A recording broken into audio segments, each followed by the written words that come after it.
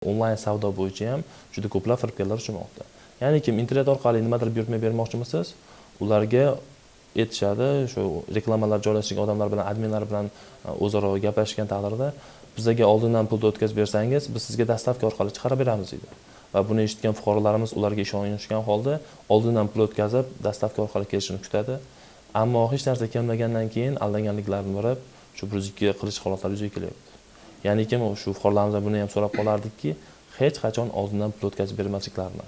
Xo'p, internet orqali nimadir buyurtma bermoqchi bo'lsa ham, o'sha dastavka orqali kelishsin, o'shanda dastavka orqali kelgandan keyin naqd pul ko'rinishda to'lovni amalga oshirib, kelib usta sifat nazoratgacha tekshirib olib, narsalarni olishlarini so'rayman. Endi mana shu yerda bir o'rinli savol tug'iladi. Bugungi kunda onlayn ravishda haqiqiy saytlar ham faoliyat yuritadi. Ya'ni o'sha buyurtma oladigan, mahsulot yetkazib beradigan.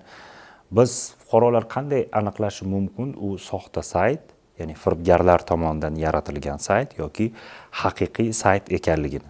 Masalan, juda ko'p-ku hozir haqiqiy saytlari. Savolingiz o'rinli.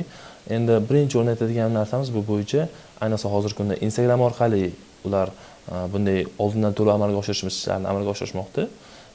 Instagram orqali kuzatganimizda, agar misol uchun kiyim kechib oladimi, bitovoy texnikami, nima olishidan qat'iy nazar, maishiy texnika olishidan qat'iy nazar, ular ularda Instagram ijtimoiy tarmog'idagi profilda joy manzili ko'rsatilgan bo'ladi, agar ishonchlilarda yoki bo'lmasa telefon raqamlarigacha ko'rsatib qo'yilgan bo'ladi.